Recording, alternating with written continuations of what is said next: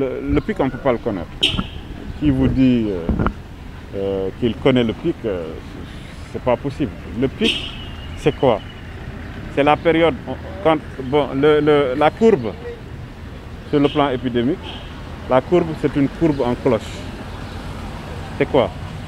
Quand on calcule le nombre de cas chaque jour et le nombre de personnes guéries, on fait le distinguo, c'est une courbe où on a le nombre de cas qui augmente à un moment donné, jusqu'au moment où on a un maximum de cas, après la courbe diminue.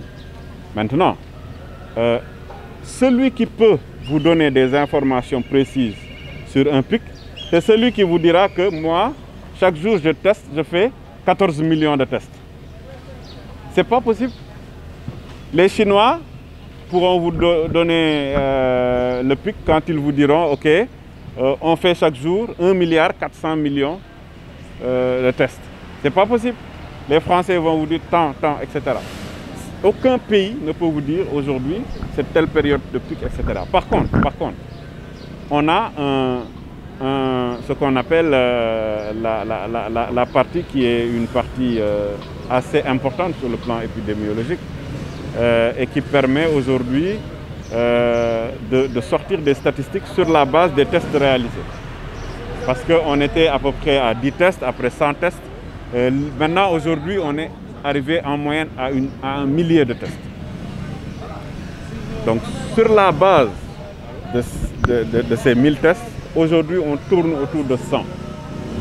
Si on considère que cette moyenne, à un moment donné, commence à diminuer, sur le plan de la probabilité, on pourra dire qu'on est une période de la deuxième partie de la cloche.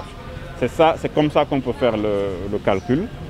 Mais aujourd'hui, on voit qu'on tourne autour en moyenne de 100 tous les jours. Si à un moment donné, on arrive à 80 en moyenne, après en 60 en moyenne, on saura qu'on est à une période baissière. Moi, sur le plan sémantique, je pense qu'il faut qu'on soit très clair. La virologie, elle est claire, c'est pas de la philosophie.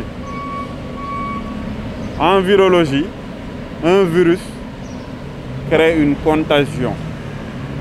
Et le terme technique scientifique, c'est ce qu'on appelle la contagiosité. La contagiosité, c'est ce qu'on appelle le R0. Le R0, c'est le nombre de personnes qu'un contaminé peut infecter pendant la période. En moyenne, la contagiosité du SARS-CoV-2, qui est le nouveau coronavirus, qui est le 7e coronavirus de la famille des coronaviridés, et je le dis parce que moi je suis spécialisé en industrie pharmaceutique, c'est entre 2,4 et 3,4. C'est cette moyenne de contagiosité. À savoir que quelqu'un qui est malade, en moyenne, il contamine 2 à 3 personnes.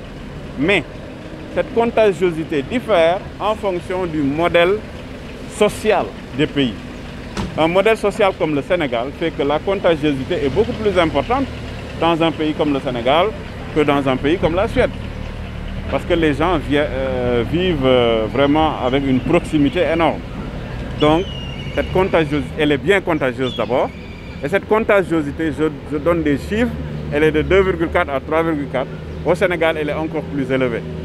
Donc, il ne faut pas qu'on reste là à sortir des termes scientifiques que personne ne comprend, alors que la médecine est unique.